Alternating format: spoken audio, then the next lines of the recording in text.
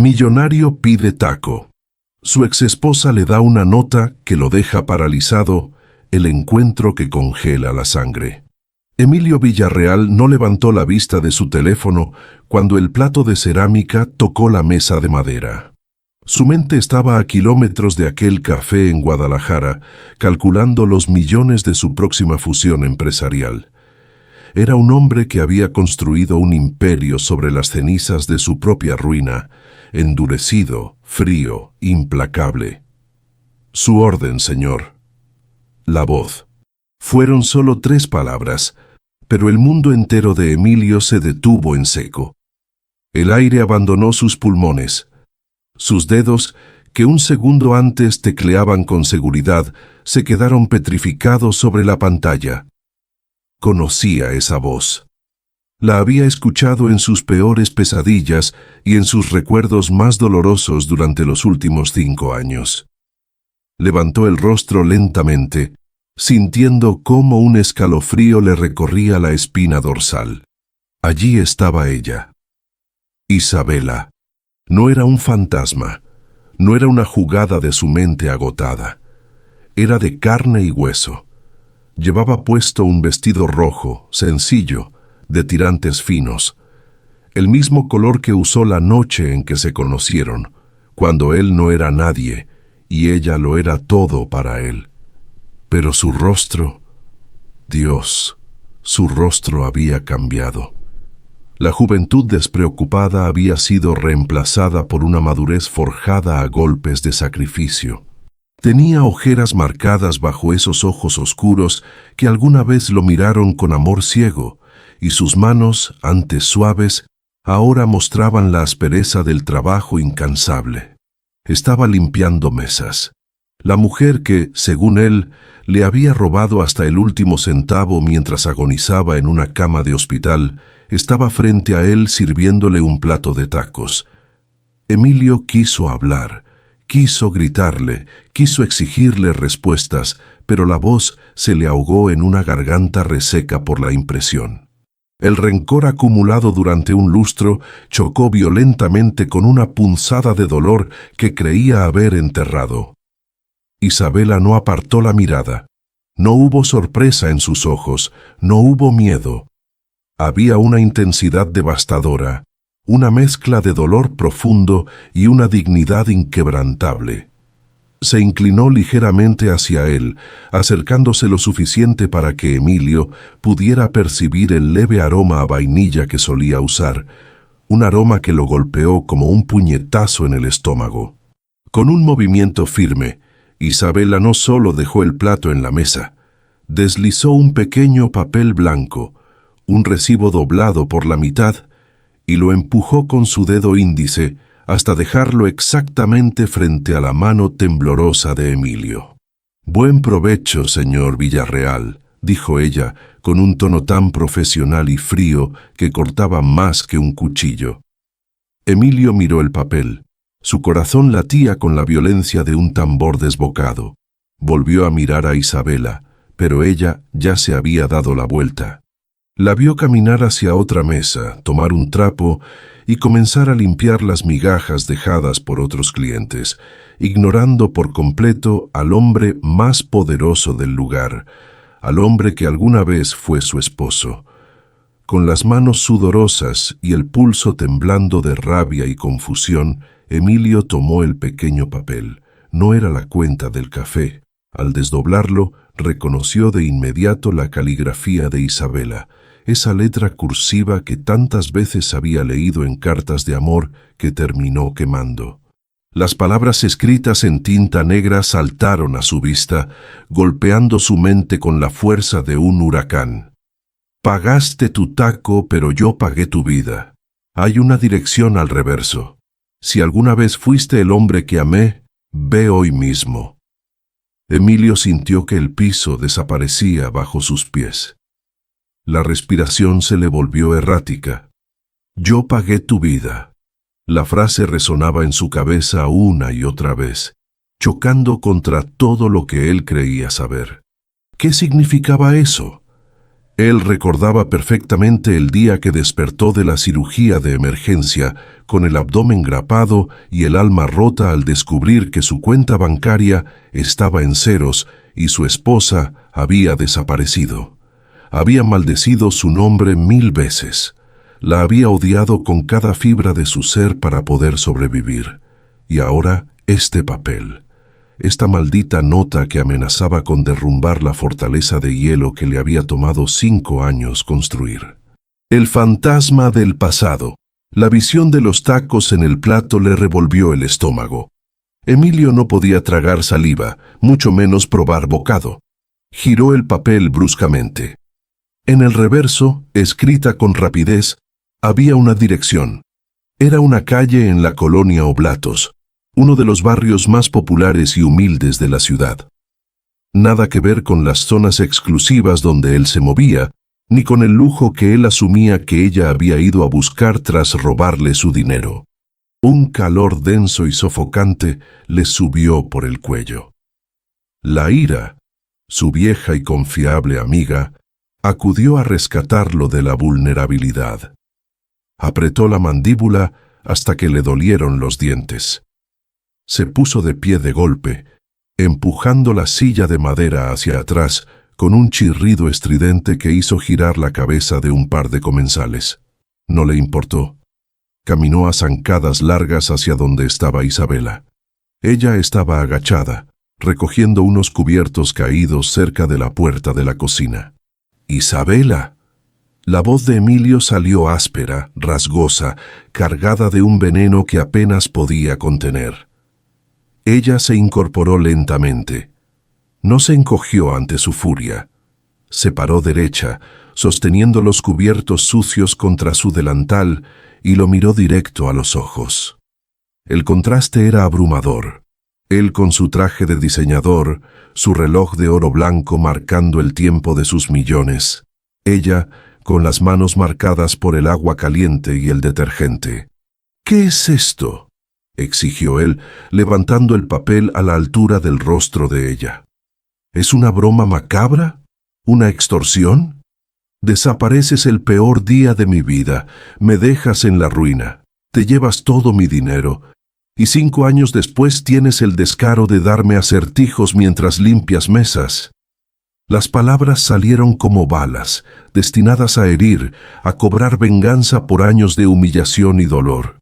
Emilio esperaba verla llorar, esperaba verla suplicar perdón, esperaba la confesión de la ladrona que él había creado en su mente.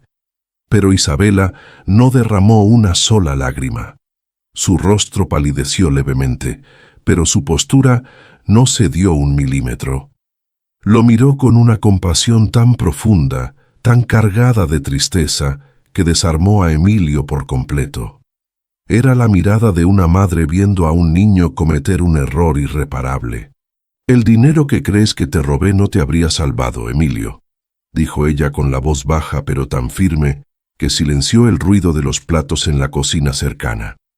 «Tu orgullo ciego y tu ego te impidieron ver la verdad hace 5 años, y por lo visto, te lo siguen impidiendo hoy». «No hables de mi orgullo», siseó él, acercándose un paso, invadiendo su espacio personal, desesperado por romper esa calma inexplicable que ella irradiaba. «Me abandonaste cuando me estaba muriendo». Isabela cerró los ojos por una fracción de segundo. Un suspiro pesado, cargado con el cansancio de 1000 madrugadas en vela, escapó de sus labios. Cuando volvió a mirarlo, había un brillo vidrioso en sus pupilas, la única señal de la tormenta emocional que llevaba por dentro. «Ve a la dirección, Emilio, o no vayas. Regresa a tu oficina de cristal, vuelve a tus millones y sigue convenciéndote de que eres la víctima de esta historia». La voz de Isabela se quebró apenas en la última sílaba, pero rápidamente recuperó la compostura. «Pero si te queda 1 gramo de la decencia del hombre con el que me casé, irás. Ahora suelta el paso. Mi turno no termina hasta las 6 y tengo bocas que alimentar». Isabela dio un paso lateral, esquivándolo con elegancia a pesar del pesado delantal, y empujó la puerta batiente de la cocina, desapareciendo detrás de ella. Emilio se quedó solo en medio del pasillo del café. La gente a su alrededor murmuraba, pero él solo escuchaba el zumbido ensordecedor de su propia sangre bombeando en sus oídos. Miró el trozo de papel arrugado en su mano. Tengo bocas que alimentar. El plural golpeó su cerebro. Él era un gigante en el mundo de los negocios, un hombre que no temía a nada ni a nadie. Pero en ese instante, parado frente a la cocina de un café de esquina, con un trozo de papel en la mano, Emilio Villarreal sintió verdadero terror. El terror absoluto de que la historia de traición que se había contado a sí mismo durante 5 años, la mentira que lo mantenía vivo, estuviera a punto de desmoronarse por completo. Y si ella decía la verdad, ¿qué clase de monstruo había sido él? La dirección en el papel. El sol de media tarde golpeaba el asfalto, pero Emilio sentía las manos congeladas. Salió del café como si el aire adentro estuviera envenenado, empujando la puerta de cristal con una fuerza que hizo temblar el marco. Caminó hacia su auto, ciego al bullicio de la calle, sordo al tráfico de Guadalajara. En su mente solo resonaban 2 cosas: la voz quebrada de Isabela y la frase escrita en ese maldito recibo arrugado que le quemaba la palma de la mano. Pagaste tu taco, pero yo pagué tu vida. Se subió al auto y cerró la puerta de un portazo que retumbó en el habitáculo insonorizado. El silencio de su vehículo de lujo siempre había sido su refugio, pero hoy se sentía como una celda. Respiró agitadamente, aflojándose el nudo de la corbata de seda negra como si de repente lo estuviera estrangulando. Su teléfono vibró en el asiento del copiloto. Era la pantalla parpadeando con el nombre de su asistente principal. La reunión. La firma de la fusión empresarial más grande de su carrera estaba a menos de 1 hora de concretarse. Millones de dólares sobre la mesa. El golpe maestro que consolidaría su imperio y aplastaría a sus competidores. Emilio tomó el teléfono. Su dedo temblaba ligeramente sobre la pantalla de cristal. Deslizó el botón verde y contestó el altavoz. Señor Villarreal, la junta directiva del Grupo Altamira ya está en la sala de conferencias. Los abogados tienen los contratos listos para su firma. ¿A qué distancia se encuentra? La voz de su asistente era apresurada, profesional, esperando la orden de un general que nunca perdía una batalla. Emilio miró el papel arrugado en su regazo. La dirección escrita con tinta negra. Oblatos. Un código postal que no pertenecía a su mundo de cristal y acero. «Cancela la reunión», ordenó Emilio. Su voz sonó ronca, irreconocible incluso para él mismo. «Señor». «Disculpe, creo que hubo interferencia. Los inversores europeos están...» «Dije que canceles la maldita reunión», interrumpió Emilio alzando la voz con una brusquedad que cortó el aliento al otro lado de la línea.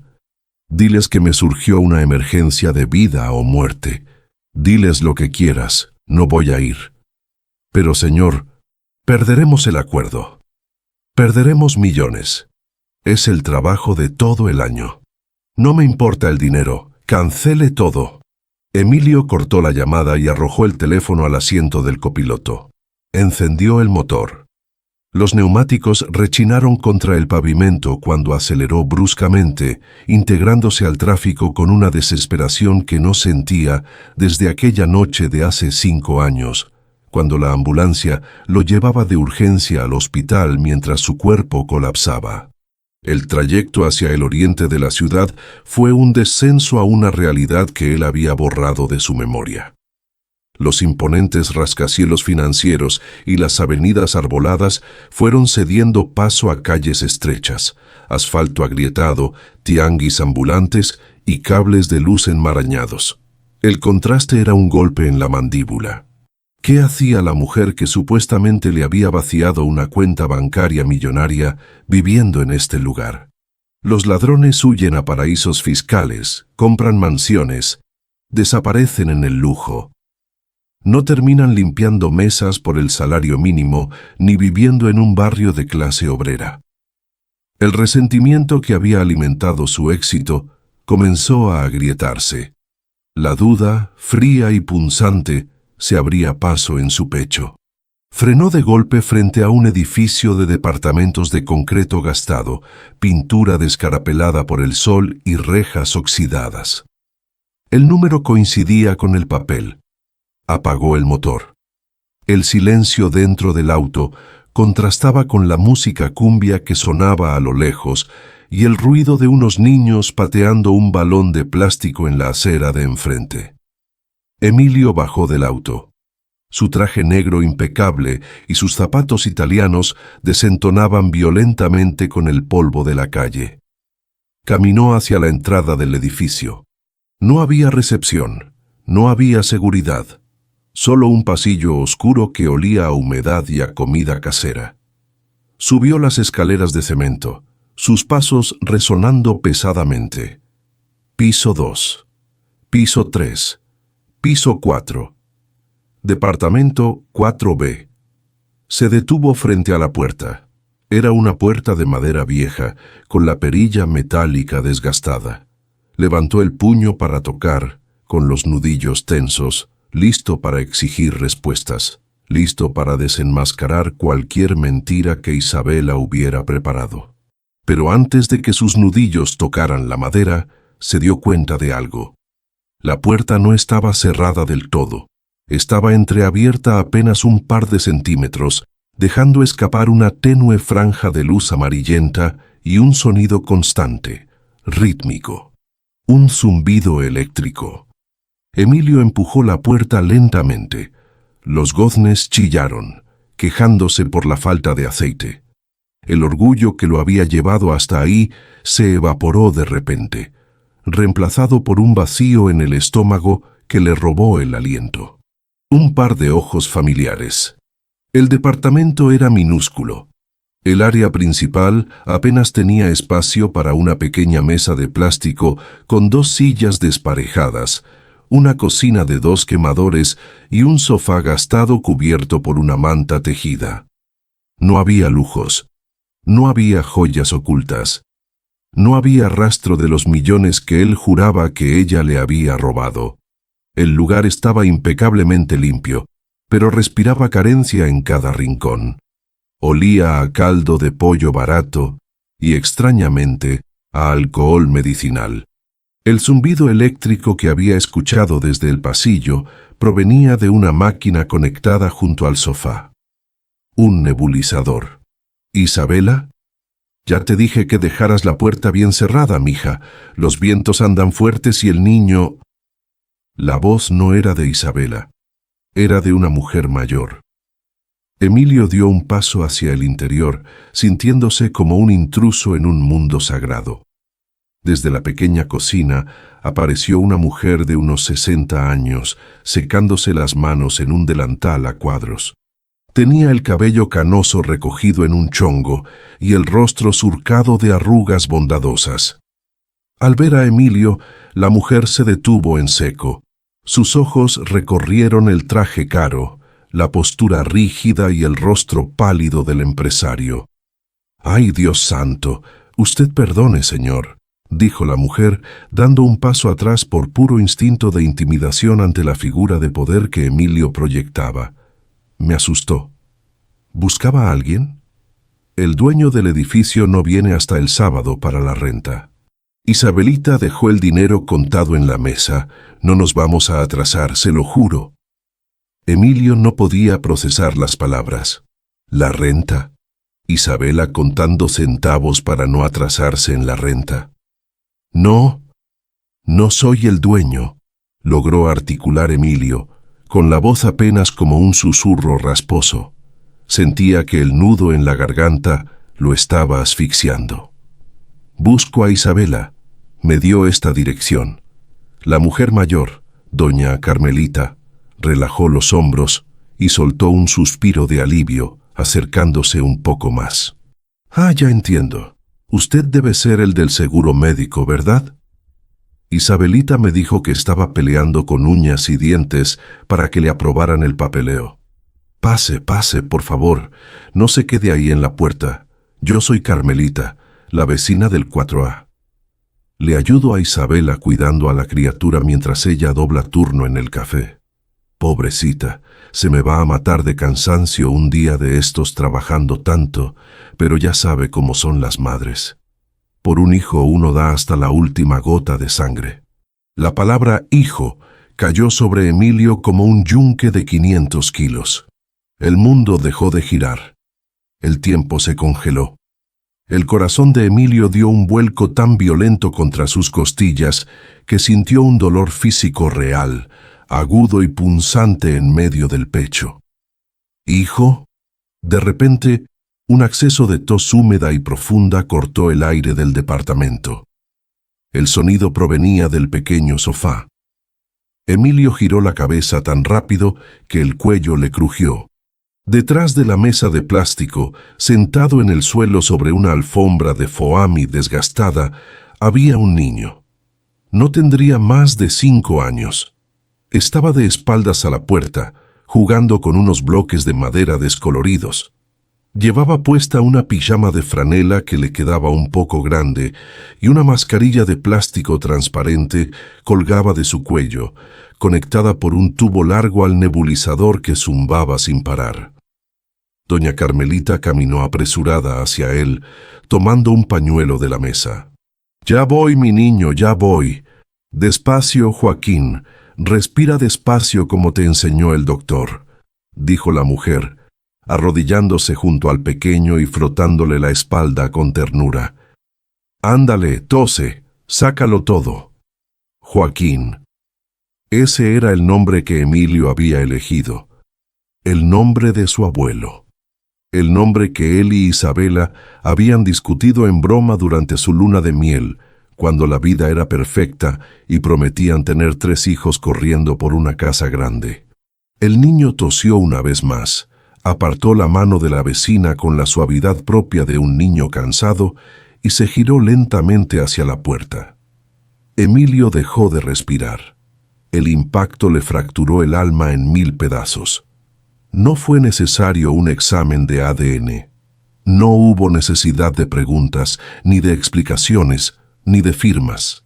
La verdad le abofeteó el rostro con la fuerza de un tren de carga. El niño lo estaba mirando. Eran sus ojos. La misma mirada oscura, profunda y ligeramente caída que Emilio veía en el espejo cada mañana mientras se abotonaba sus trajes de miles de dólares. El mismo cabello oscuro y rebelde cayendo sobre la frente. Las mismas cejas marcadas. Era verse a sí mismo 30 años atrás. Joaquín parpadeó, abrazando un bloque de madera contra su pecho. Su respiración era pesada, silbante, evidenciando una fragilidad de salud que hizo que las rodillas de Emilio amenazaran con ceder bajo su peso. «¿Tú eres el doctor que va a curarme?», preguntó Joaquín. Su voz era aguda, inocente, pero cargaba con un agotamiento que ningún niño debería conocer. Emilio intentó hablar, pero sus labios solo temblaron. Las lágrimas, esas que no había derramado en 5 años, esas que había transformado en odio y cuentas bancarias, comenzaron a acumularse en el borde de sus ojos, quemándole como ácido. Se llevó una mano temblorosa a la boca para ahogar el sollozo que se le escapaba del pecho. 5 años. Isabela lo había dejado hace exactamente 5 años y 1 mes. Los cálculos matemáticos en la cabeza de Emilio, los mismos que usaba para dominar los mercados financieros, ahora le dictaban la sentencia más cruel de su vida. Su exesposa no se había ido de fiesta con el dinero robado. Se había ido embarazada, sola, a la calle. Y el niño que lo miraba desde el piso frío de ese departamento de concreto, el niño que respiraba con dificultad y jugaba con madera vieja mientras Emilio bebía champaña en vuelos privados, Era su hijo, el poderoso Emilio Villarreal. El hombre de hierro que hacía temblar a la bolsa de valores cayó lentamente de rodillas sobre el suelo de linóleo barato, completamente quebrado por un par de ojos familiares. La caja de zapatos doña Carmelita soltó el pañuelo y dio un paso rápido hacia Emilio. Ver a un hombre de traje impecable desplomarse de rodillas en medio de su humilde sala no era algo normal. Su rostro reflejaba puro pánico. «Virgen Santa, ¿se siente bien, señor? ¿Le traigo un vaso con agua con azúcar?» Se puso blanco como el papel, exclamó la mujer, arrodillándose junto a él con dificultad. Emilio no podía apartar la vista de Joaquín. El niño lo miraba con esa curiosidad inocente, frotándose un ojo con su manita regordeta. Cada respiración silbante del pequeño era un cuchillo que se hundía más profundo en el pecho del millonario. El aire le faltaba. Quiso estirar la mano, tocar el cabello de su hijo, sentir el calor de esa piel que era suya, pero el peso de la culpa lo paralizaba. ¿Con qué derecho? Estoy bien, logró balbucear Emilio, su voz sonando hueca, áspera. Apoyó una mano temblorosa en el piso de linóleo para no derrumbarse por completo. ¿Desde cuándo está enfermo? Doña Carmelita suspiró con pesadez. Ayudó a Emilio a ponerse de pie tomándolo del brazo, tratándolo con la misma compasión maternal que le daba a Joaquín. Lo guió hasta la única silla desocupada en la mesa de plástico. «Ay, señor, esta criaturita nació con la estrella torcida para la salud, pero con un corazón de oro», dijo la mujer en voz baja, asegurándose de que el niño siguiera entretenido con sus bloques. «Joaquín tiene un problema en la sangre. Anemia aplásica», le dicen los doctores. «Requiere tratamientos carísimos, medicinas que ni juntando mi pensión y el sueldo de Isabelita podemos pagar completas. Por eso mi niña trabaja de sol a sol. A veces limpia casas en la mañana y se va al café en la tarde. Llega con los pies sangrando, nomás para darle un beso a su niño en la frente y ponerse a hacer cuentas en la madrugada». Emilio sintió que el estómago se le revolvía. ¿Limpiar casas? ¿Pies sangrando? La mujer a la que él había acusado de llevarse sus millones, la mujer a la que había imaginado bañada en lujos, estaba destruyéndose físicamente para mantener vivo al hijo de ambos. ¿Y el padre?, preguntó Emilio. La pregunta le quemó la garganta al salir, pero necesitaba saber qué versión conocía el mundo. ¿Qué mentira había tenido que contar Isabela para protegerse de su propio esposo? El rostro de doña Carmelita se endureció de golpe. Una sombra de indignación cruzó sus ojos. «¡Un cobarde! ¡Un miserable malagradecido!», escupió la anciana con rabia contenida, apretando el trapo de cocina entre sus manos. «Isabelita nunca habla mal de él, fíjese. Siempre dice que es un buen hombre que se confundió. Pero yo sé la verdad. La dejó sola cuando ella más lo necesitaba. Es un fantasma, señor. Y mejor que no aparezca, porque si yo lo viera, le escupiría la cara por dejar a este ángel abandonado».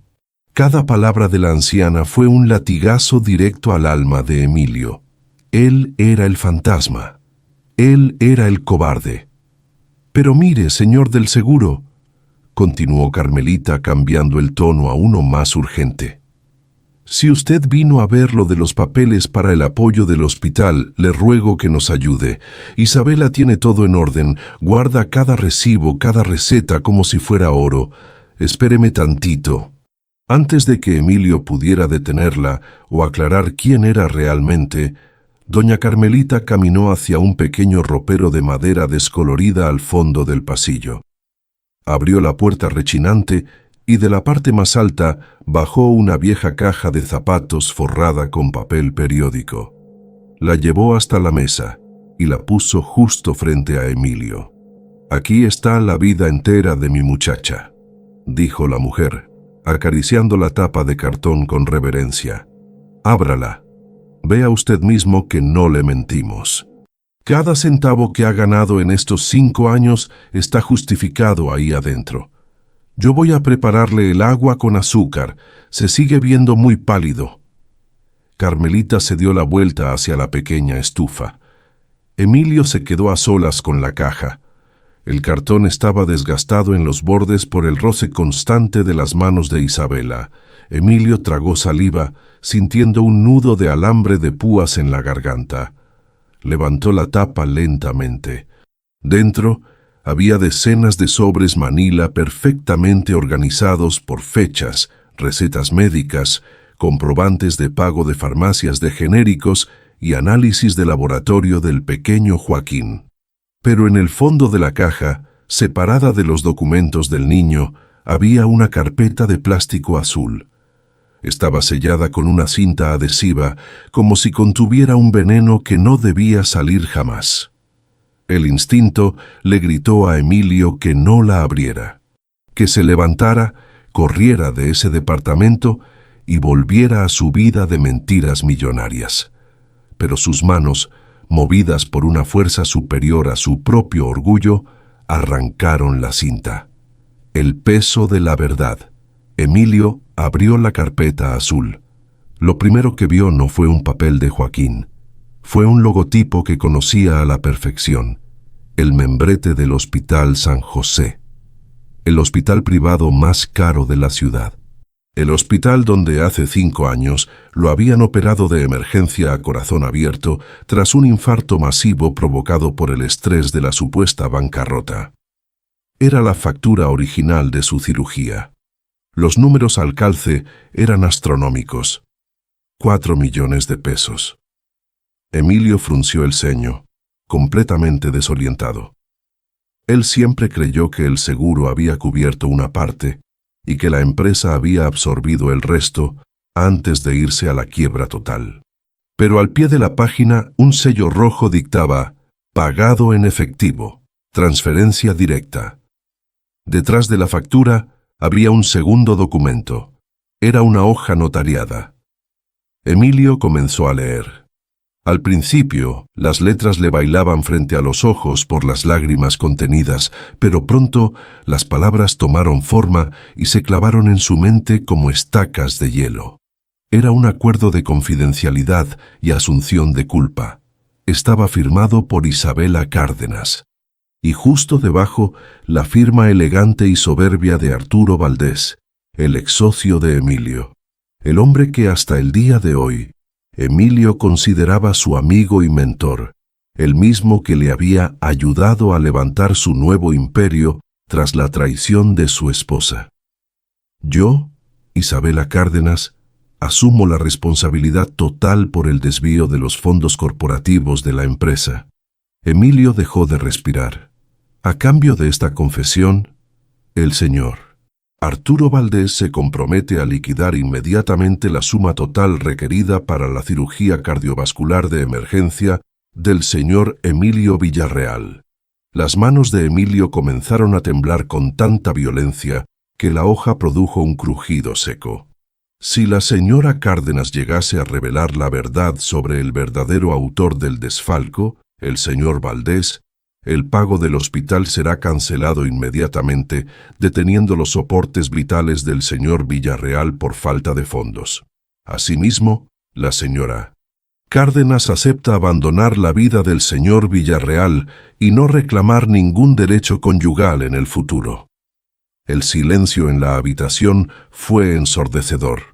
Solo se escuchaba el zumbido del nebulizador de Joaquín.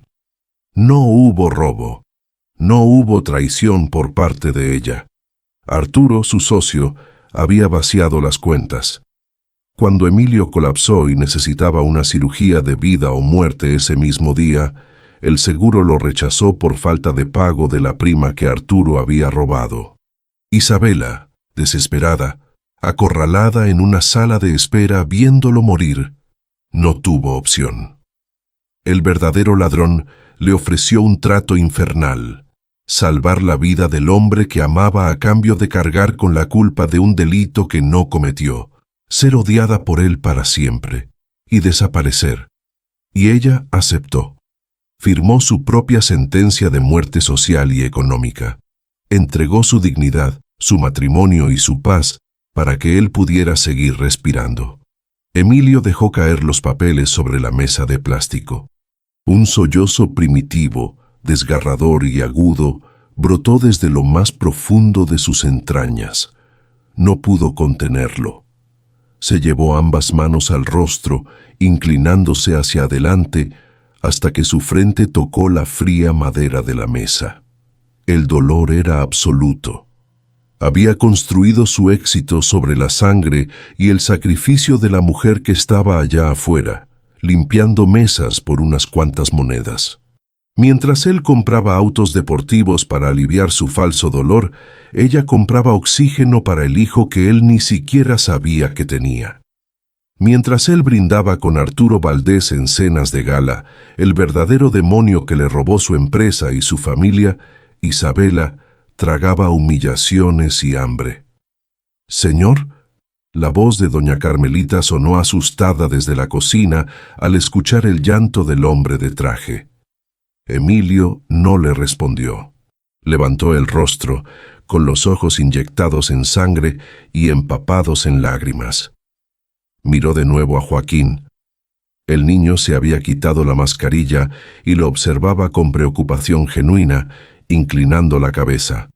«¿Te duele algo?», preguntó Joaquín con su vocecita débil. «Mi mamá dice que los hombres también lloran cuando les duele la pancita. Esa fue la gota que derramó el océano entero». Emilio se levantó de golpe. Las rodillas le temblaban, pero una fuerza nueva, implacable, se apoderó de él. Tomó la carpeta azul y la cerró con fuerza. Ya no era un hombre de negocios buscando cerrar un trato. Era un padre que acababa de descubrir a su hijo y un hombre dispuesto a quemar el mundo entero para pedirle perdón a la única mujer que realmente valía la pena en esta tierra. Se guardó los documentos dentro del saco de su traje italiano. Dígale a Isabela que la espero en el café», le dijo a doña Carmelita con la voz quebrada, pero firme como el acero. «Y dígale a este niño, dígale a Joaquín, que nadie en el mundo va a volver a lastimarlos». Sin esperar respuesta, Emilio salió corriendo del departamento. Bajó los 4 pisos saltando los escalones de 2 en 2. Su mente operaba ahora con una claridad aterradora. Tenía que volver al café. Tenía que verla a los ojos. Tenía que destruir el falso imperio que había construido y arrodillarse ante la reina que le había regalado su vida. Y por encima de todo, tenía que salvar a su hijo. El regreso al café. El trayecto de regreso al café fue un infierno en la tierra. Emilio Villarreal, el hombre que controlaba el destino de cientos de empleados con un solo chasquido de dedos, conducía con las manos aferradas al volante hasta tener los nudillos blancos, cegado por las lágrimas que finalmente habían roto el dique de su orgullo. Su pecho subía y bajaba con violencia. Le faltaba el aire. La imagen de Joaquín, su hijo, jugando en el suelo frío con un nebulizador conectado a su pequeño rostro, se repetía en su mente como una película de terror que no podía detener. Y luego estaba la carpeta azul, la maldita carpeta azul que llevaba guardada en el bolsillo interior del saco, quemándole el pecho justo encima del corazón.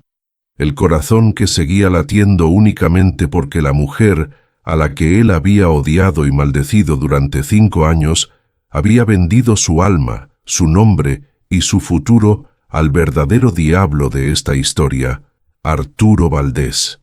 Emilio pisó el acelerador, saltándose un semáforo en rojo. Los claxones de otros autos resonaron a su alrededor, pero a él no le importó. Todo en lo que había creído era una mentira colosal. Recordó las palmadas en la espalda de Arturo en el hospital diciéndole: «Tranquilo, hermano, esa bruja te dejó en la calle. Pero yo te voy a ayudar a levantarte. Somos socios, somos familia. La bilis le subió por la garganta. Arturo lo había planeado todo. Vació las cuentas, lo empujó al borde de la muerte por el estrés y luego usó su dinero robado para comprar el silencio de Isabela. Los neumáticos de su lujoso auto deportivo rechinaron brutalmente contra el pavimento al frenar de golpe frente al café. El sol comenzaba a ocultarse en Guadalajara, tiñendo el cielo de un naranja melancólico. El café estaba casi vacío. El letrero de abierto acababa de ser apagado. A través del gran ventanal de cristal, Emilio la vio. Isabela estaba de espaldas, levantando las pesadas sillas de madera y colocándolas sobre las mesas con un esfuerzo físico que delataba el agotamiento de una jornada de 12 horas. Su vestido rojo estaba manchado de agua y restos de café. Emilio empujó la puerta de cristal. La campanilla tintineó en el silencio del local. Isabela se tensó de inmediato. No se giró al principio. Suspiró profundamente, dejando caer los brazos a sus costados, apretando el trapo húmedo que llevaba en la mano derecha. «El café está cerrado, señor Villarreal», dijo ella, con una voz exhausta y fría sin siquiera mirarlo. «Si vino a seguir gritando, le sugiero que se guarde el espectáculo. Ya terminé mi turno y tengo que ir a...». Fui al departamento. La voz de Emilio no era un grito, era un susurro roto, cavernoso, despojado de toda la arrogancia que lo había caracterizado horas antes. Sonaba como la voz de un hombre que acababa de sobrevivir a un naufragio y apenas tenía fuerzas para arrastrarse a la orilla. Isabela se congeló. El trapo húmedo resbaló de sus dedos y cayó al piso con un sonido sordo. Giró lentamente sobre sus talones. Cuando vio el rostro de Emilio, el aire se volvió pesado en la habitación. Él ya no llevaba la corbata de seda. Tenía el saco desabotonado, el cabello despeinado y los ojos tan rojos e hinchados que parecía haber envejecido 10 años en un par de horas. Emilio caminó hacia ella con pasos torpes, arrastrando los pies como si llevara cadenas de plomo. Se detuvo a 1 metro de distancia. La miró a los ojos, esos ojos oscuros que le habían entregado su vida entera, y sintió que las rodillas le flaqueaban. Metió la mano temblorosa en su saco y sacó la carpeta azul. La puso sobre la mesa más cercana con tanta delicadeza como si estuviera manipulando cristal roto. «Lo vi», dijo Emilio, y su voz se quebró por completo, convirtiéndose en un llanto abierto y desgarrador que resonó en las paredes del café. «Vi la factura del hospital. Vi el contrato de confidencialidad de Arturo, y lo vi a él, vi a Joaquín». El nombre del niño en la boca de Emilio fue como un detonador. Isabela cerró los ojos y se llevó una mano a la boca, intentando contener el temblor de sus labios. Había imaginado este momento 1000 veces en la soledad de sus madrugadas frías, pero la realidad era infinitamente más dolorosa. Emilio no pudo soportar estar de pie ni un segundo más. El peso aplastante de la culpa le fracturó las piernas. El hombre más poderoso del mundo corporativo de la ciudad, el intocable Emilio Villarreal, se dejó caer de rodillas frente a la mujer que limpiaba las mesas.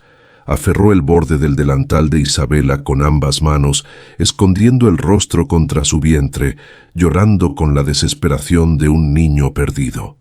«¿Por qué?», suplicó Emilio entre sollozos, apretando la tela manchada. «¿Por qué dejaste que te odiara? Dios mío, perdóname, te maldije cada día de mi vida. Pensé que te habías ido a vivir rodeada de lujos con mi dinero mientras yo agonizaba. Y estabas ahí, sola, con mi hijo, limpiando casas, contando monedas para comprarle aire para respirar. ¿Por qué no me lo dijiste, Isabela? ¿Por qué dejaste que Arturo me engañara?» Isabela miró al hombre destrozado a sus pies.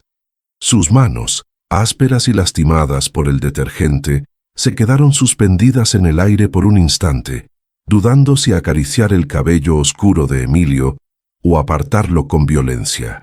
El dolor, contenido y silenciado durante 5 años, comenzó a hervir en su sangre. No iba a suavizar la verdad. Él necesitaba escucharla. Él necesitaba cargar con su parte de la culpa. El reclamo de una madre. Isabela no le devolvió el abrazo.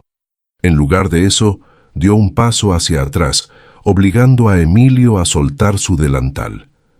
Él levantó el rostro empapado en lágrimas, mirándola desde el suelo con una expresión de súplica absoluta. Pero en los ojos de Isabela no había consuelo. Había fuego. El fuego de una madre que había cruzado el infierno sola. «¡Te levantas!», ordenó Isabela. Su voz no fue un grito histérico, fue un látigo de acero que cortó el aire. «Levántate ahora mismo, Emilio.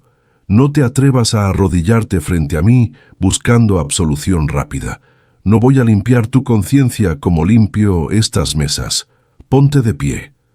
Emilio obedeció, tambaleándose, apoyándose en la mesa de madera para no caer. La miró, aterrorizado por la fuerza brutal que emanaba de esa mujer de apariencia frágil. «¿Me preguntas por qué no te lo dije?». Isabela soltó una carcajada amarga, carente de cualquier rastro de humor, mientras las lágrimas finalmente comenzaban a rodar por sus mejillas pálidas. «Porque estabas ciego, porque amabas más tu maldito ego y tu imperio de cristal que a tu propia vida, Emilio. Arturo Valdés era tu Dios». Isabela golpeó la mesa con la palma de la mano abierta, justo al lado de la carpeta azul. El estruendo hizo que Emilio diera un respingo. «Yo intenté decírtelo 1000 veces antes de que la empresa cayera», continuó ella, acercándose a él, señalándolo con un dedo tembloroso al pecho. «Te dije que los números de Arturo no cuadraban. Te dije que estaba desviando dinero a cuentas en paraísos fiscales. ¿Y qué me respondiste? Me llamaste paranoica. Me dijiste que no me metiera en negocios de hombres. Elegiste confiar en tu hermano de sangre y me hiciste a un lado». Emilio bajó la mirada, destruido por la precisión de cada palabra. Era verdad. Había ignorado todas las advertencias. Su ceguera había pavimentado el camino a su propia tumba. Y luego colapsaste. La voz de Isabela bajó de tono, volviéndose áspera al revivir el trauma. Se cruzó de brazos, como si intentara abrazarse a sí misma para no desmoronarse. El médico salió a la sala de espera a las 3 de la mañana. «Me dijo que tu corazón estaba fallando, que necesitabas una cirugía de 4 millones de pesos en ese instante, o no pasarías del amanecer». Fui a la aseguradora. Todo rebotó. La póliza no había sido pagada en 6 meses. Arturo se había llevado hasta el último centavo de la empresa y de nuestras cuentas personales. Estábamos en la ruina absoluta. Isabela tragó saliva. Sus ojos oscuros perforaron el alma de Emilio. Me quedé sentada en el pasillo del hospital, viendo la puerta de terapia intensiva, sabiendo que el hombre de mi vida se estaba muriendo asfixiado por dentro. Y entonces llegó él, Arturo. Caminó por el pasillo con su traje impecable y su sonrisa de serpiente. Llevaba ese contrato en la mano. Me dijo: «O firmas esto asumiendo la culpa del robo y te largas de su vida para siempre, o dejo que se muera hoy mismo como el fracasado en el que se convirtió». «Yo lo habría matado», susurró Emilio con la mandíbula apretada, sintiendo que la sangre le hervía en las venas. «Te lo juro por Dios, Isabela. Si me hubieras dicho la verdad cuando desperté, lo habría casado y lo habría destruido». «¡Exacto!», gritó Isabela, rompiendo la poca distancia que los separaba, agarrando a Emilio por las solapas del saco arrugado, sacudiéndolo con una fuerza desesperada. «Por eso no te lo dije. ¿Qué ibas a hacer, Emilio? ¿Eh? Ibas a pelear contra un hombre millonario recién operado, sin un peso en el bolsillo y con el corazón sostenido por hilos. El coraje te habría matado en 2 días, o peor aún, Arturo se habría encargado de destruirte legalmente para tapar su robo. Necesitaba que estuvieras vivo, aunque me odiaras, aunque me maldijeras todos los días de tu miserable vida. Yo necesitaba saber que seguías respirando en este mundo. Isabela lo soltó bruscamente y retrocedió, llevándose las manos al rostro para ahogar un sollozo que le desgarró la garganta. Emilio intentó acercarse, pero ella levantó una mano, deteniéndolo en seco. «Pero no solo era tu vida, Emilio», continuó ella, bajando las manos. Su rostro estaba bañado en lágrimas, pero su barbilla seguía en alto con una dignidad inquebrantable. «El día que colapsaste, el día que firmé ese contrato de confesión para salvarte y me fui con lo puesto, esa misma mañana me habían entregado los análisis del laboratorio. Estaba embarazada. Llevaba a Joaquín en mi vientre. El dolor en el pecho de Emilio se multiplicó por 1000. Visualizó a Isabela, sola, asustada, embarazada, sin un centavo, obligada a fingir ser una ladrona frente al mundo, expulsada de su propia casa, caminando por las calles de una ciudad enorme sin tener a dónde ir. Arturo me amenazó. La voz de Isabela se volvió un susurro de hielo. Me dijo que si alguna vez intentaba contactarte o decirte la verdad, no solo te cortaría el tratamiento de recuperación, sino que se aseguraría de que nunca volviera a ver la luz del día. Tuve que esconderme. Tuve que cambiar mi vida. Empecé a limpiar pisos en hospitales, a lavar ajeno, a vender comida en la calle con una panza de 8 meses. Y cuando nació Joaquín, cuando nació con la enfermedad en la sangre, Isabela no pudo continuar por un momento. El recuerdo de los diagnósticos, de las agujas en los brazos frágiles de su bebé, de las noches sin dormir rezando para que el niño no dejara de respirar en sus brazos, la aplastó por completo. ¿Sabes lo que es abrazar a tu hijo ardiendo en fiebre y no tener para pagar un taxi al hospital público?, le preguntó, mirándolo con un dolor tan puro que cegaba. ¿Sabes lo que es mirar la foto del hombre que amas en las revistas de finanzas, viéndolo ganar millones, mientras tú cuentas las monedas para comprar una pastilla de paracetamol? Tú construiste un imperio, Emilio, usando el odio hacia mí como tu motor. Pero yo construí un milagro manteniendo vivo a tu hijo todos los días, sola, recogiendo las migajas que caían de la mesa de tu arrogancia. Emilio lloraba en silencio. No había palabras en el diccionario que pudieran reparar el daño. Su fortuna, sus millones, sus empresas, todo carecía de valor. Hubiera cambiado hasta el último centavo de su cuenta bancaria por borrar el sufrimiento de la mujer que tenía enfrente. «Isabela», susurró Emilio, acercándose medio paso, con las manos extendidas, temblando. «Fui un estúpido. Fui el hombre más ciego y cobarde de la tierra. Te ruego, te imploro por la vida de nuestro hijo, que me dejes intentar arreglarlo. Déjame cuidarlos. Déjame pagarle a Arturo con fuego todo lo que les hizo. Déjame salvar a Joaquín. Tengo el dinero, tengo los mejores médicos del mundo. Lo llevaré a Suiza, a Estados Unidos, a donde sea necesario». Isabela lo miró largamente. Suspiró, limpiándose las lágrimas de las mejillas con el dorso de la mano herida. Su respiración comenzó a calmarse, reemplazada por una frialdad práctica. «El dinero no compra sangre nueva, Emilio. La enfermedad de Joaquín no se cura con billetes de $100. Se cura con médula. Se cura con transfusiones y con compatibilidad», dijo ella tajante. «Viniste aquí buscando respuestas y ya las tienes. Ya sabes la verdad. Ya no tienes a una villana a quien culpar de tus pesadillas. Antes de que Emilio pudiera responder que él estaba dispuesto a vaciar sus propias venas si era necesario, el sonido agudo y estridente de un teléfono celular rompió la tensión en el café. Isabela metió la mano rápidamente en el bolsillo de su delantal, vio la pantalla y su rostro perdió todo el color al instante. Era doña Carmelita.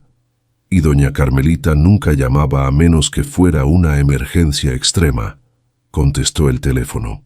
Emilio vio cómo la invencible Isabela, la mujer que acababa de destrozar su ego con la fuerza de un huracán, se encogía de puro terror. «Bueno», dijo ella con un hilo de voz. «Carmelita, ¿qué pasó?» A través del silencio de la habitación, Emilio pudo escuchar los gritos desesperados de la anciana al otro lado de la línea. Y de fondo, un sonido que le heló la sangre en las venas. La respiración de Joaquín, silbante, aguda, ahogándose, luchando por tomar aire y fallando miserablemente. El verdadero clímax de esta historia, el pago final del destino, apenas estaba a punto de comenzar. La crisis de Joaquín. El teléfono resbaló de los dedos temblorosos de Isabela y golpeó el suelo de madera del café con un sonido seco. La pantalla se agrietó, pero la voz aterrorizada de doña Carmelita seguía gritando a través del altavoz. «Isabelita, por la Virgen Santísima, contéstame. El niño no respira. Se me está poniendo moradito, mija. Los labios los tiene azules. Ya llamé a la ambulancia, pero dicen que no hay unidades cerca. Ayúdame, por favor, se me va». Isabela no gritó. Fue mucho peor que eso. El aire abandonó su cuerpo por completo y sus rodillas cedieron al instante. Habría golpeado el suelo si Emilio no se hubiera lanzado hacia adelante, atrapándola por los brazos con una fuerza que no sabía que aún poseía. El llanto, las explicaciones, el orgullo y el rencor de los últimos 5 años se evaporaron en una fracción de segundo. Ya no existía el empresario millonario ni la mujer traicionada. Solo quedaban 2 padres enfrentándose al abismo del terror absoluto. Emilio soltó a Isabela con suavidad, se agachó de golpe y recogió el teléfono del piso. «Carmelita, escúcheme bien», rugió Emilio, y su voz resonó en las paredes del café con la autoridad de un comandante en medio de una guerra.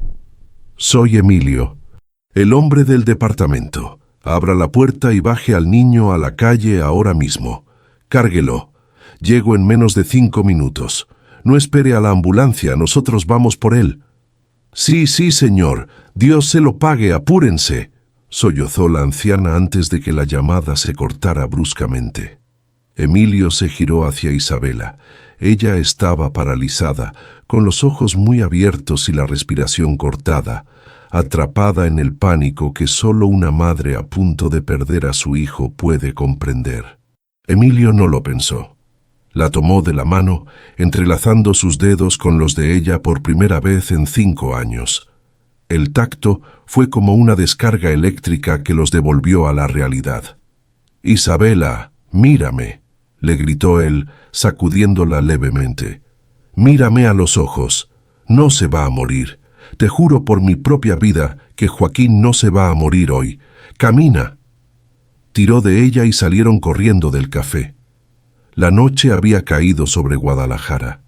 Emilio abrió la puerta del copiloto de su deportivo y empujó a Isabela hacia adentro, cerrando de un portazo antes de rodear el capó y saltar al asiento del conductor. El motor rugió como una bestia salvaje cuando Emilio pisó el acelerador a fondo.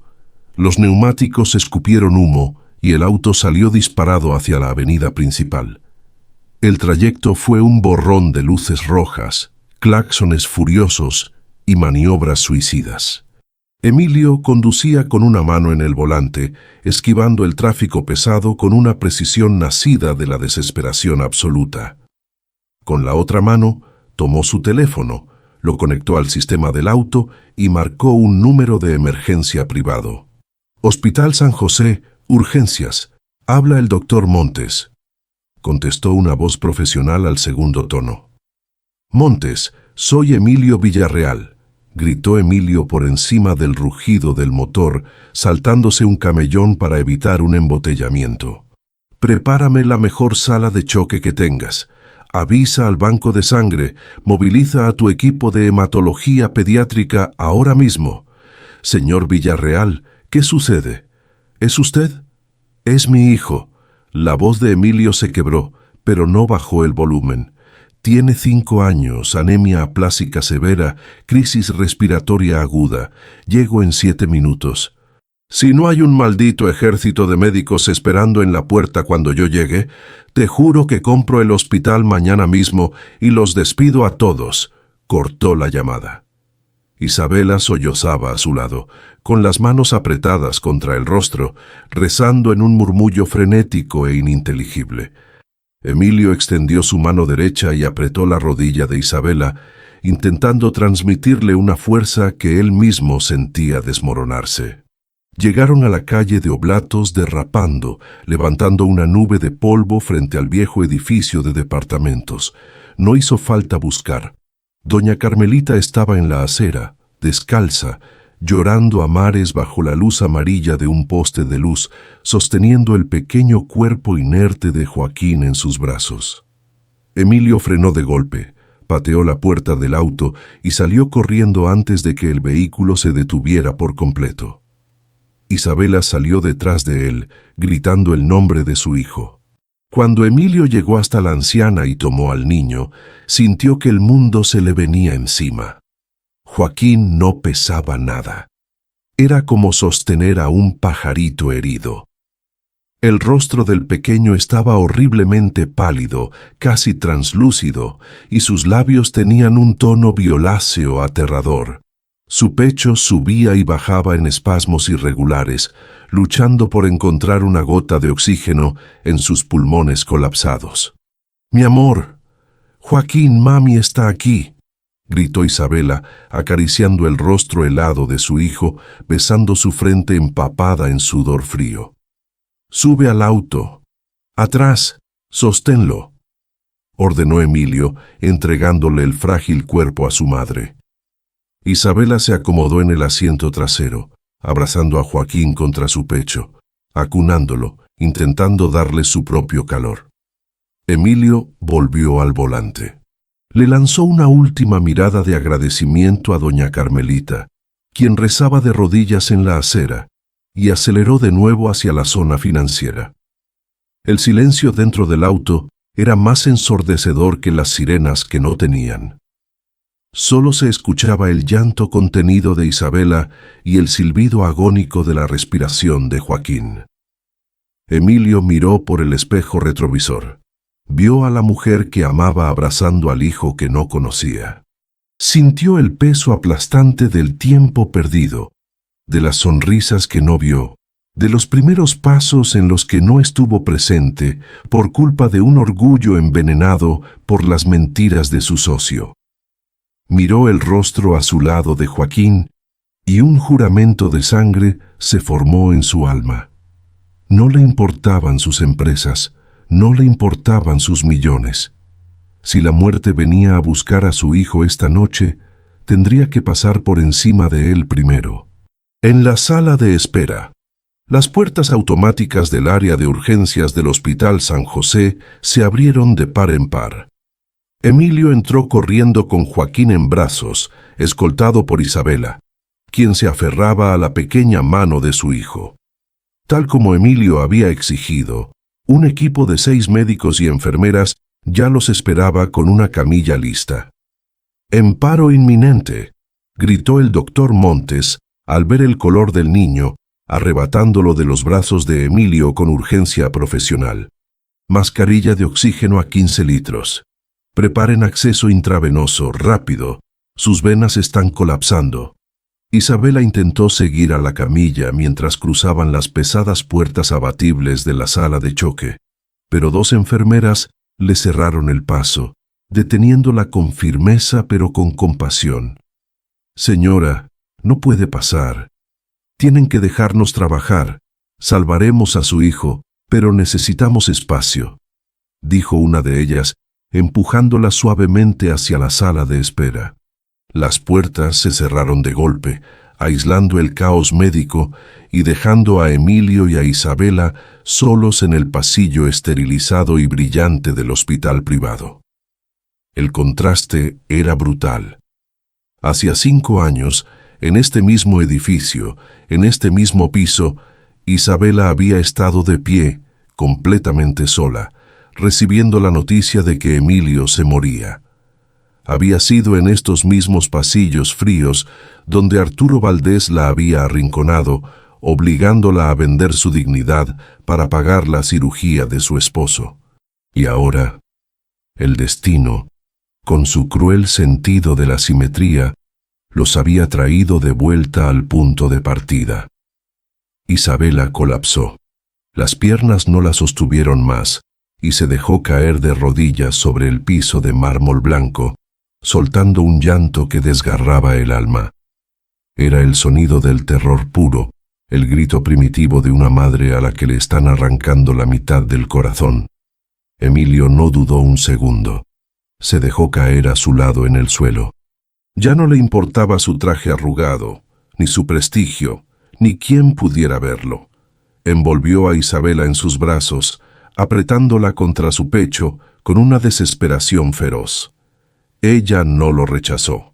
Por primera vez en un lustro, hundió su rostro en el hombro del hombre que alguna vez fue su refugio, aferrándose a su saco como un náufrago se aferra a un tronco en medio del océano. Lo van a salvar. Lo van a salvar, Isabela. Yo me encargaré de todo. Pagaré lo que sea necesario, traeré a especialistas de Europa si hace falta, repetía Emilio besando la cabeza de Isabela, meciéndola lentamente en el suelo del hospital, llorando junto a ella. Te juro que nuestro niño no nos va a dejar. Los minutos se transformaron en horas. Cada tic-tac del reloj de pared era una tortura. Se sentaron en las sillas de plástico duro, codo a codo. Emilio no soltó la mano de Isabela ni un solo instante. Su pulgar acariciaba los nudillos maltratados de ella, repasando las cicatrices que el trabajo pesado le había dejado, maldiciéndose internamente por cada ampolla, por cada lágrima que ella había derramado en la soledad. Finalmente, casi a las 3 de la madrugada, las puertas de la sala de choque se abrieron lentamente. El doctor Montes salió. Se quitó la mascarilla quirúrgica y soltó un suspiro profundo, secándose el sudor de la frente. Su rostro era una mezcla de agotamiento y urgencia. Emilio e Isabela saltaron de sus sillas como resortes. «¿Cómo está mi hijo?», exigió Emilio, con la voz ronca por el llanto y la tensión. El médico los miró con seriedad, cruzando las manos frente a su bata blanca. Logramos estabilizar su respiración por ahora. Lo intubamos para quitarle el esfuerzo a sus pulmones. Pero la situación es crítica, señor Villarreal, dijo el doctor Montes, y cada palabra cayó como una piedra sobre ellos. La anemia aplásica ha llegado a un punto de quiebre. Su médula ósea ha dejado de producir células sanguíneas por completo. Está sufriendo una hemorragia interna microscópica y sus plaquetas están en 0. «¡Pues pónganle sangre!», gritó Emilio, sacando su chequera del bolsillo interior del saco con las manos temblorosas. «Compren toda la sangre del maldito banco estatal. Dígame cuánto cuesta. Le firmo un cheque en blanco ahora mismo». El doctor Montes levantó una mano, deteniéndolo con una mirada llena de lástima. «Señor Villarreal, guarde su dinero. Esto no es una cuestión de fondos. El niño tiene un tipo de sangre extremadamente raro, o negativo, cruzado con una variante de anticuerpos que lo hace incompatible con el 90% del Banco General. Las últimas 2 transfusiones que intentamos, su cuerpo las rechazó violentamente. Si le ponemos sangre de banco estándar, entrará en choque anafiláctico y morirá en minutos». Isabela dejó escapar un gemido de dolor, cubriéndose la boca con ambas manos, negando con la cabeza. Su mundo se desmoronaba.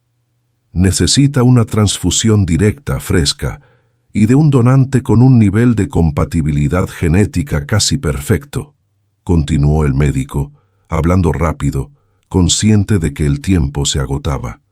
Necesita sangre de un familiar directo de primer grado, ahora mismo. Isabela lloró aún más fuerte. Yo no puedo, balbuceó ella, ahogándose en sus propias lágrimas. Soy A positivo. Lo intentamos cuando era bebé y los médicos me dijeron que mi sangre lo mataría. No tengo a nadie más. Mis padres murieron. No tenemos familia. Joaquín está solo. No está solo. La voz de Emilio cortó el aire de la sala de espera. Era grave, profunda, y carecía de cualquier rastro de duda o miedo. Guardó su chequera inútil en el bolsillo y dio un paso al frente, parándose cara a cara con el médico. Se quitó el saco y lo tiró sobre una de las sillas. Comenzó a desabotonarse las mangas de la camisa de seda blanca, exponiendo sus antebrazos tensos. Soy O negativo, y soy su padre genético, dijo Emilio mirando al doctor con una intensidad feroz. Llévame a la sala, conéctame a esa máquina. El doctor Montes asintió rápidamente, sus ojos brillando con un rayo de esperanza. Si usted es el padre biológico, las probabilidades de compatibilidad cruzada aumentan a un 99%. Pero debo advertirle, señor Villarreal, necesitamos extraer un volumen masivo, no solo sangre total, sino filtrar sus plaquetas en un proceso continuo de aféresis. Dado su historial clínico, el doctor tragó saliva, recordando los expedientes. Usted tuvo una cirugía a corazón abierto hace 5 años. Someter su sistema a esta caída repentina de presión arterial podría provocarle una arritmia severa. Podría infartarse en la silla. Emilio no parpadeó. No hubo ni una sombra de duda en su rostro. Giró lentamente la cabeza y miró a Isabela. Los ojos de ambos se encontraron. En ese instante suspendido en el tiempo, la revelación los golpeó a los dos con la fuerza de un relámpago celestial. El círculo se cerraba. La perfección macabra y divina del destino se revelaba ante ellos. Hace 5 años, en este mismo hospital, Isabela había vendido su honor, su libertad y su nombre para pagar el corazón que ahora latía en el pecho de Emilio. Ella lo había salvado, aceptando ser odiada y desterrada, solo para que él pudiera seguir con vida. Y ahora el universo reclamaba esa deuda. Si Isabela no hubiera sacrificado todo hace un lustro, Emilio habría muerto en la mesa de operaciones. Si Emilio hubiera muerto, hoy no estaría parado en esta sala de urgencias, siendo el único ser humano en el planeta capaz de salvar la vida del hijo que ella llevaba en su vientre en ese entonces. Ella le dio la vida a él, y ahora él le devolvería la vida a su hijo. Emilio le sonrió a Isabela. Fue una sonrisa triste, purificada de todo egoísmo, llena de una redención absoluta y un amor incondicional que había sobrevivido al fuego del odio. «Hace 5 años tú pagaste mi vida, Isabela», le susurró Emilio, repitiendo la frase del recibo del café, pero esta vez con una devoción casi religiosa. «Hoy me toca a mí pagar la de él». Sin esperar respuesta, Emilio se dio la vuelta y empujó las puertas de la sala de choque, caminando directamente hacia las máquinas, dispuesto a vaciarse las venas hasta la última gota para salvar al niño que acababa de conocer y recuperar a la familia que el orgullo casi le arrebata para siempre. La transfusión y el perdón, el zumbido constante de la máquina de aféresis, llenaba el silencio de la sala de choque. Era un sonido monótono, frío, pero para Emilio Villarreal, en ese preciso instante, era la sinfonía más hermosa del mundo. Acostado en una camilla clínica, con la manga de la camisa remangada hasta el hombro, Observaba fijamente el grueso tubo de plástico transparente que salía de su vena. La sangre, oscura y densa, abandonaba su cuerpo impulsada por el rítmico bombeo del aparato, pasando por una serie de filtros antes de viajar a través de otra vía directa hacia el frágil brazo de Joaquín, que yacía en la camilla contigua. El cuarto estaba sumido en una penumbra artificial, iluminado solo por el brillo azul y verde de los monitores de signos vitales. Emilio sentía un frío penetrante calándole los huesos, una debilidad que empezaban a adormecerle las extremidades. Su presión arterial estaba cayendo. El monitor cardíaco conectado a su pecho comenzó a emitir un pitido más rápido y agudo, advirtiendo que su corazón, aquel mismo corazón que había sido abierto y remendado 5 años atrás, estaba trabajando al límite de su capacidad para compensar la pérdida masiva de volumen sanguíneo y plaquetas. El doctor Montes, de pie junto a las máquinas, frunció el ceño y acercó su mano a la válvula de control. «Señor Villarreal, su ritmo cardíaco está presentando arritmias», dijo el médico en voz baja, con un tono de advertencia estricta. «La extracción está siendo demasiado agresiva para su sistema cardiovascular. Tengo que reducir la velocidad del flujo o detener el procedimiento unos minutos. Si entra en fibrilación, lo voy a perder aquí mismo en la camilla». Emilio giró el rostro lentamente. Estaba pálido como el papel, con gruesas gotas de sudor frío perlando su frente, pero su mirada tenía la ferocidad de un león defendiendo a su cría. Apretó el puño de la mano libre con tanta fuerza que los nudillos se le pusieron blancos. «No toque esa máquina, doctor», ordenó Emilio. Su voz era apenas un susurro rasposo, carente de fuerza física, pero cargada de una autoridad absoluta que no admitía réplica. «No se detenga. No disminuya la velocidad ni una fracción de segundo. Mírelo. Mírelo a él». Emilio señaló con un leve movimiento de cabeza hacia la camilla de Joaquín. El niño seguía inconsciente, con el tubo del respirador en la boca, pero algo milagroso estaba ocurriendo frente a sus ojos. El tono violáceo y mortecino que había cubierto los labios y las mejillas del pequeño estaba cediendo. Un levísimo, casi imperceptible color rosado comenzaba a asomarse en su piel. El monitor de Joaquín, que antes mostraba líneas erráticas y caóticas, empezaba a estabilizarse en un ritmo constante y sereno. «Mi vida ya no importa, Montes», continuó Emilio, cerrando los ojos por un instante mientras una punzada de dolor le atravesaba el centro del pecho. «Yo ya viví. Yo ya me equivoqué. Yo ya lo tuve todo y descubrí que no valía absolutamente nada. Él es mi única obra buena en este mundo. Si mi corazón tiene que detenerse para que el suyo siga latiendo, que así sea. Sáqueme hasta la última gota de sangre si es necesario. Pero le juro por Dios que mi hijo va a salir vivo de esta habitación».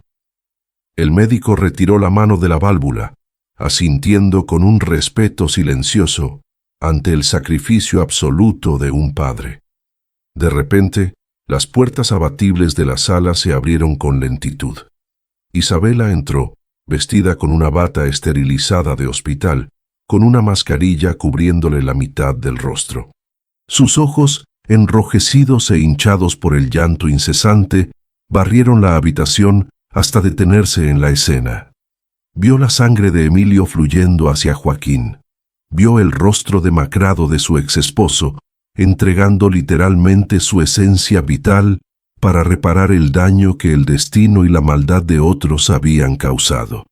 Isabela caminó a paso lento, con las piernas temblando, hasta detenerse entre ambas camillas.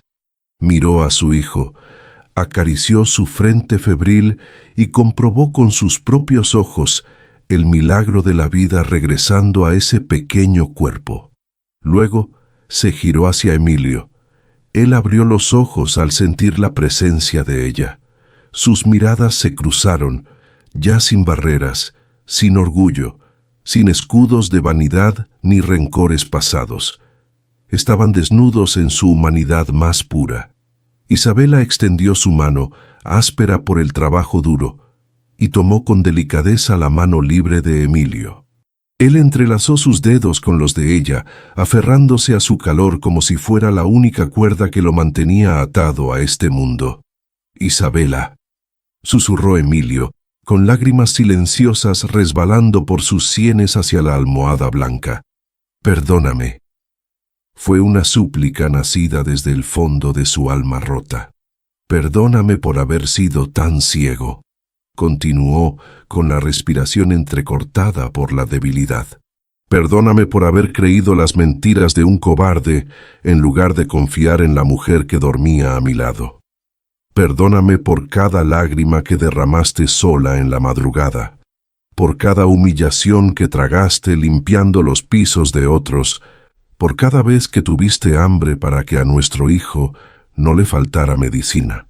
Fui un necio, Isabela. Fui el hombre más miserable y afortunado de la tierra, y no me di cuenta hasta que te vi esta tarde en ese café».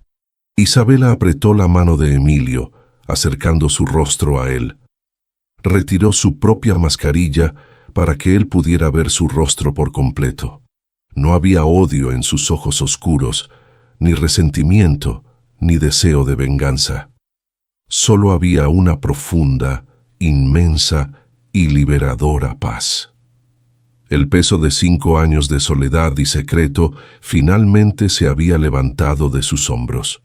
«Ya pasó, Emilio», dijo Isabela, con la voz dulce y firme que él tanto había extrañado.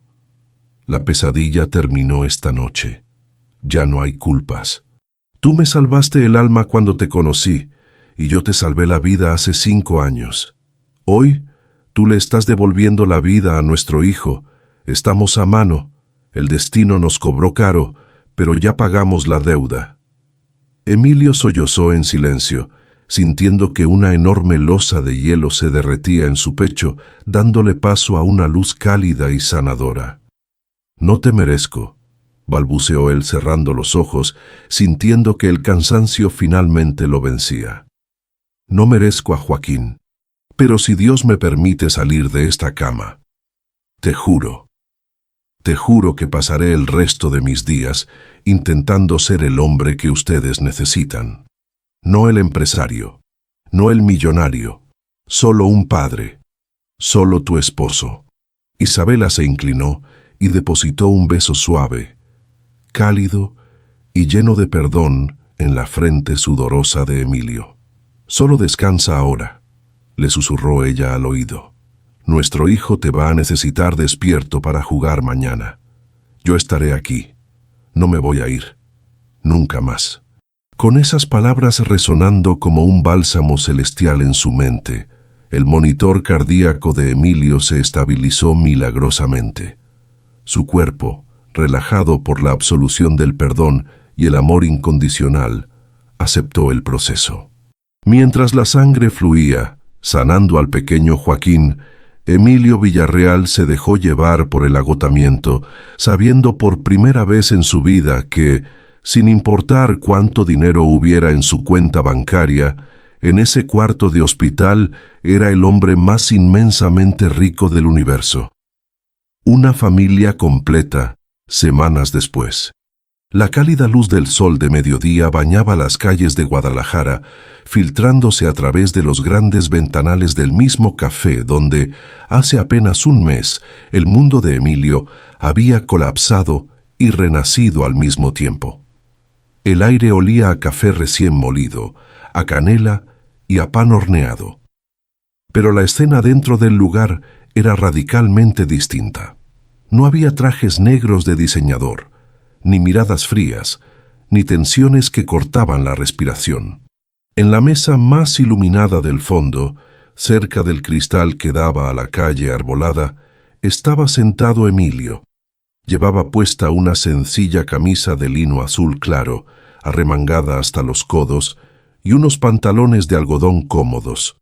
Su rostro había perdido la rigidez corporativa. Ahora tenía pequeñas arrugas alrededor de los ojos, formadas por sonreír con sinceridad, y un color saludable que delataba noches de sueño tranquilo y mañanas sin la presión de la bolsa de valores.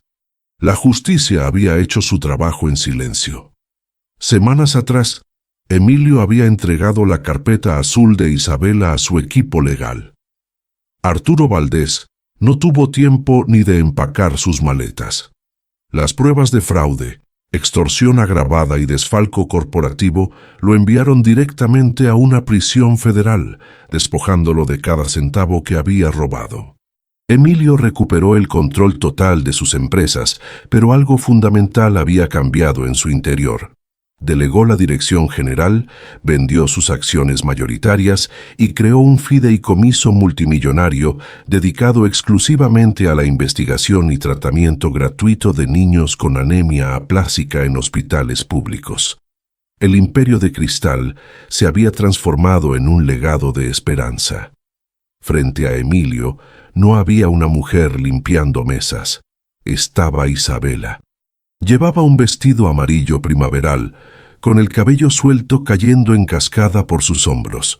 Sus manos, que aún conservaban las sutiles marcas del sacrificio, ahora sostenían una taza de té, adornadas únicamente por un anillo de bodas que Emilio había vuelto a colocar en su dedo en la capilla del hospital. El cansancio crónico había desaparecido de su rostro, reemplazado por un resplandor de pura felicidad, la tranquilidad absoluta de una madre que sabe que su hijo está a salvo. Y justo entre ellos, sentado en una silla alta de madera, estaba el verdadero milagro. Joaquín reía a carcajadas. Ya no había rastro de la palidez mortal ni de los labios morados. Las mejillas del niño estaban sonrosadas y llenas de vida. No había tubos, ni nebulizadores, ni sombras de enfermedad en sus grandes ojos oscuros, idénticos a los de su padre. Sostenía con sus dos manitas un taco de pollo, mordiéndolo con un hambre feroz y una energía inagotable, ensuciándose la barbilla con un poco de salsa suave y crema.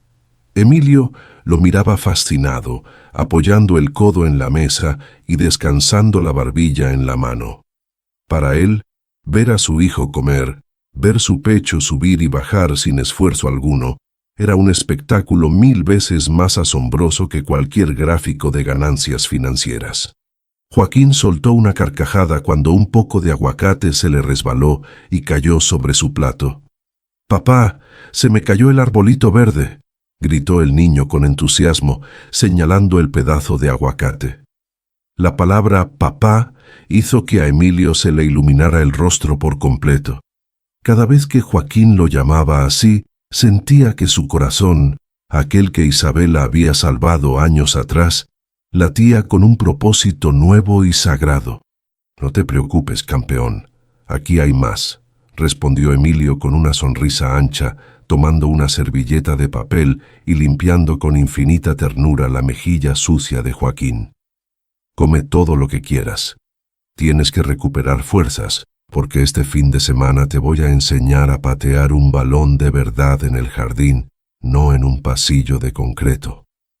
Isabela los observó, sintiendo que los ojos se le llenaban de lágrimas, pero esta vez eran lágrimas de gratitud inmensa. Apoyó su mano sobre la mesa, con la palma hacia arriba. Emilio no dudó un segundo. Bajó la servilleta, cubrió la mano de su esposa con la suya y le dio un suave apretón, entrelazando sus dedos con una promesa muda de protección eterna. «¿Estás feliz?», le preguntó Emilio en voz baja, mirándola a los ojos con una devoción profunda. «Más de lo que las palabras pueden explicar», respondió Isabela, sonriéndole de vuelta. «Siento que finalmente despertamos de una pesadilla muy larga. Siento que por fin estamos en casa». Emilio asintió, apretando su mano con más fuerza, girando la cabeza para mirar el bullicio normal de la calle a través de la ventana. Atrás habían quedado las mansiones frías, los autos de superlujo que compraban silencios y los millones de dólares que envenenaban el alma. La verdadera riqueza estaba sentada en esa modesta mesa de madera. La verdadera fortuna era el milagro del perdón humano, la fuerza inquebrantable de una madre y la segunda oportunidad que la vida les había regalado para escribir su historia correctamente. Emilio Villarreal ya no era el empresario que ganaba siempre. Ahora era simplemente un hombre que había estado a punto de perderlo todo y que había tenido la inmensa suerte de encontrar el mundo entero escondido en un plato de tacos, un papel arrugado y los ojos oscuros de la mujer de su vida. El niño dio otro gran mordisco. El sol iluminó sus rostros y por primera vez en 5 años, todo en el universo estuvo exactamente donde debía estar.